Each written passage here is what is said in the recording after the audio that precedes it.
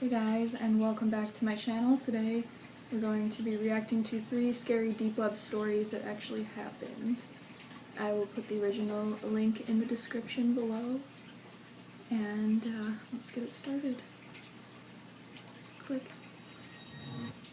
Chills.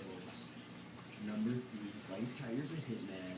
The deep web has a host of advertisements for all kinds of services, including hitmen for hire. These anonymous online figures claim to be willing and able to locate anyone in the world and do them in for the right price with no questions asked. In 2012, one of the reporters from Vice was able to get in touch with an alleged contract killer to get a better feel for the deep web assassination process. Using encrypted emails, the reporter pretends to be the wife of an abusive ex-husband. She claims to want to have him killed so that she can gain full custody over their child. The killer does not make any judgments and simply says that he would be happy to help. He asks for money up front using bitcoins, which is the anonymous deep web currency of choice. Once a proper price is negotiated, the hitman next asks for a photograph of the target and the last known address. They talk about special requirements, which is a code word for either torture or any special circumstances under which the victim is supposed to die. The hitman says he can get results within 2 weeks. Vice decides to end the conversation then and there. Fortunately, the reporter used a picture of a deceased family member along with a fake address, so no one could really be harmed. They never did find out who they were speaking to.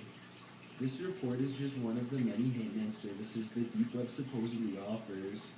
Unfriendly Solution was another alleged hitman organization that was run by someone who claims to have been a hitman for 7 years.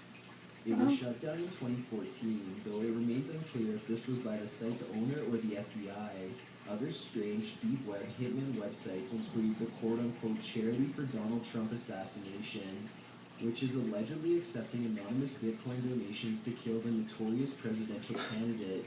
Perhaps one of the most infamous deep web hitman organizations ever was the Visa Mafia, which claimed to be able to murder or otherwise severely injure any target on Earth with no delay. When the website was recently hacked, 38 different customers and 3,000 personal messages from a professional-sounding company were leaked to the public. One of the messages from a customer requests that the target gets beat up badly so there will be no bruises and some blood, but don't do anything else. Another simply says, "I want her dead," and goes on to discuss the price. The owner of the Visa Mafia has released an official statement declaring that the website was fake. Whenever someone contacts them for a hit, the admin says they send all of the information straight to the local police department for review. However, many people believe that this is just a cover-up story, and that the Visa Mafia was a legitimate murder-for-hire service. Others still believe that the Visa Mafia is completely unstoppable and undoubtedly continues to operate to this very day. Either way, if this website was to be believed at all, then the way they recruit new hitmen is by having them commit a crime on video and submit it for the Mafia to review and approve of. Here is a video circulating on the internet of an alleged hitman applying to the website by setting fire to a car. The note in the beginning gives the website's address and some other information.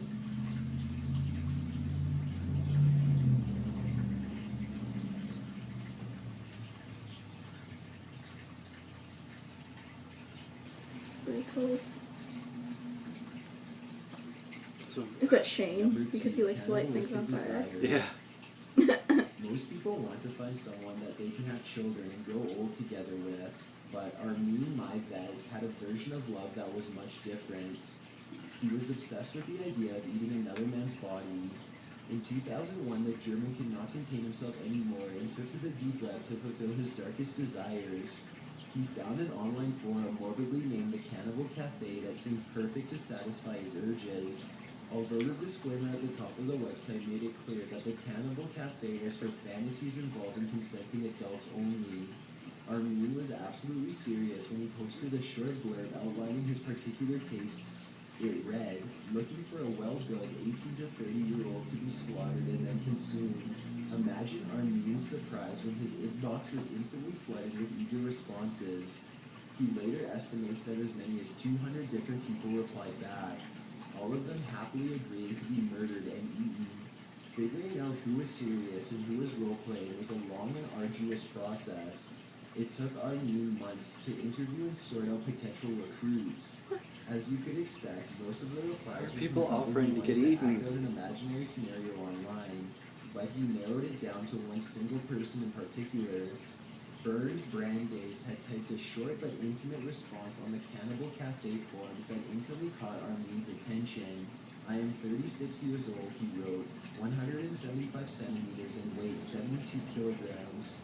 He then added, I hope you are really serious about it because I really want it.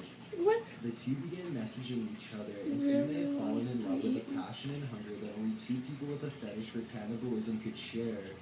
Bernd lived nearby, and they arranged a date and time that was most convenient for him to be killed and eaten. The two could not be happier about the fatal relationship and regularly bantered back and forth. On the day before their date, Bernd wrote, quote-unquote, I'll bring myself for breakfast, at which point Armin replied, I'll have an appetite, rely on it. Bernd arrived at Armin's farmland estate and entered a soundproof slaughter room. Here, they discussed a mutual interest in computers while smoking cigarettes and drinking coffee. It was as if they were old friends and nothing out of the ordinary was about to happen. Bernd suddenly began to have a change of heart and wanted to leave. He was persuaded at the last minute by his cannibal lover to stay. They had physical relations with each other, and then Bernd chased 20 sleeping pills with half a bottle of liquor and prepared to die. He passed out a short time later. Armin put Bernd in a bathtub. He set up a camera and recorded every last moment as he calmly removed Bernd's genitals and fried them to eat. He then read a Star Trek novel as he waited for Bernd to die in the bathtub, checking his friend's vital signs every 15 minutes to see if he had finally passed. When hours had passed by, he grew tired of waiting and stabbed his lover in the neck to hurry things up. Then he chopped them into pieces to save for later. Oh, and he buried the head in his garden, too. Armin later recounted to authorities in detail how he prepared for his first act of cannibalism. First, he decorated the table with the nicest candles that he could find to set the right kind of mood. Then, he bit into a cut of rump steak that had been taken directly from Bernd's back. He described the taste of Bernd to authorities as pork, yet much stronger. It was a taste he had yearned for over 40 years to taste. He had first thought of eating someone when he was a small child. Psychologists say that Armin and others like him sexualized cannibalism as a way to keep people in his life forever. As a child, Armin was abandoned by his entire family at a young age and grew very bitter as a result. This was around the time when he began to think about eating people for the very first time at just 8 years old. To put it very simply, eating people was Armin's way of making sure that he could never be left by them again. I don't even know how to You would respond think that to this. Armin would have been satisfied for a while after this encounter, but he was not done yet at all. Emboldened by the relative ease of his recent kill, he quickly went back to the deep web to find more people to devour. Unsurprisingly, he eventually creeped out enough people with his confessions that one person alerted the authorities and explained to them that a man was going around openly admitting to murder and cannibalism online. When police traveled to Armin's farmhouse to investigate further, they could find nothing out of the ordinary at first. It seemed like he was going to get away with his crime. When they looked at his freezer, however, they saw that it had a false bottom. Underneath, there was a weird-looking meat inside. At first, Armin said that this was from a wild pig he had killed and slaughtered, but they quickly determined that this was human flesh. Bernd had been frozen and was being saved for later. At his trial, Armin said the only thing that he was guilty of was giving Bernd a nice death. In fact, since they were both consenting to do this, Armin argued that no murder had taken place at all. This was a mercy killing instead, his lawyers argued. They had Bernd on tape giving consent to be killed right up until the very last minute. And he changed his victim, mind, if he could be called that, appeared at ease the entire time. A judge reluctantly agreed that this was technically not murder under the current laws, but rather simply a case where two lunatics accidentally discovered each other and followed through with a sick plan. This is the Yeah, cloud, that's fucked and up. with PlayStation View gives you the power to store as many shows as you want. It's not really a cloud, it's more like a DVR, but way more awesome. Start your free trial today. Accidentally discovered each other and followed through with a sick plan. Still, Armin was sentenced to a mere 8.5 years in prison at first. Later, he was put on a retrial and given a life sentence. Although this story happened 15 years ago, there are still plenty of websites centered around cannibalism. Some of them are how-to guides for preparing bodies to eat, and others offer advice for disposing of non-edible parts. Only one can imagine how many people actually put the advice to good use, and how many more Armenes there are out there in the deep web looking to meet their burns. One last thing, in an ironic twist, news outlets have since reported that the cannibal has allegedly gone vegetarian. Number 1, the Australian monster. In 2011, con artist Peter Scully knew that his days of scamming the Australian public were coming to a close. Look at that nose. He had an upcoming trial date to face 117 separate charges for fraud and deception. So instead of accepting his fate with some semblance of dignity, he instead decided to escape all the way to the Philippines and start a life as a professional pedophilic murderer. What? Once away from the Australian government's reach, Peter considered his options. He was rich by the impoverished country's standards and could buy whatever he wanted, which in Peter's case were small children to commit unspeakable acts with. Peter quickly learned that getting children in a poor country full of starving youth was almost too easy. To achieve his sick goals, he recruited older teenagers who were usually also prostitutes to lure other victims back to his home with the promise of getting them food. He had 2 main girlfriends in particular who regularly supplied him with other neighborhood children to prey upon. Sometimes desperate parents would even knowingly give their children to him, but only with the understanding that he would provide them with food, shelter, and education that they themselves could not afford to provide. Peter could obtain a child in this manner for as little as a 5-pound bag of rice. If the family This knew is the his shit we true need to be intentions, focusing however, on. they Like, would not. have never done this. One day, one of Ugh. Peter's girlfriends came back with 2 young cousins for him. So Peter had the gross. cousins wear dog collars and do unspeakable acts as he filmed and assaulted them. His girlfriend covered their faces with a pillow while they screamed. The following day, he told the cousins to dig their own grave and prepare to die. According to Peter's girlfriend, at this point she felt sorry for them and released them from their chains. They escaped, but others were not so lucky. Not only had Peter been abusing children this entire time up to this point, but he was also using the deep web to profit off their misery. He had made a members-only website to share a series of custom videos and distribute them throughout Europe in both North and South America. Anonymous Bitcoin transactions were used to do this. It is also believed that he used live feeds of kidnapped children to take orders from pedophiles from all around the world and do as they instructed. These shows were also recorded and sold. As these horrifying videos made their way around the deep web, authorities were so angry that they formed an international task force specifically designed to identify Peter and take him down. Peter's face was always blurred and his girlfriend I wore just a hope mask. pedophile's But death one is a detective was able horrible to one. recognize Peter's Australian accent. They now had a country of origin for their suspect. It was their first clue in identifying the man responsible for these videos and taking him down once and for all. Dutch police were able to identify 8 children in the videos as well as the country that it was made from. Authorities knew that they were now looking for an Australian man who had moved to the Philippines. They were also able to identify his girlfriend despite her mask. There were 15 filming locations total, and 5 of the settings were inside houses. Using frame-by-frame footage, the task force was able to identify the 5 separate houses by matching specific areas of the interior, such as the stairs, tiled floors, and windows with those seen in the video.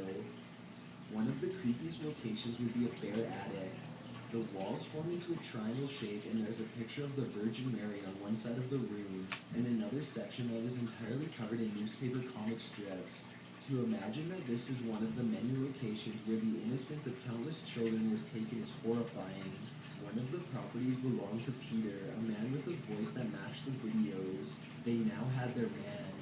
Okay. No, yeah.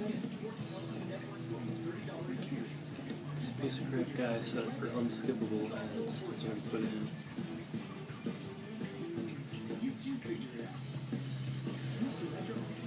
I'm gonna take a shit after this.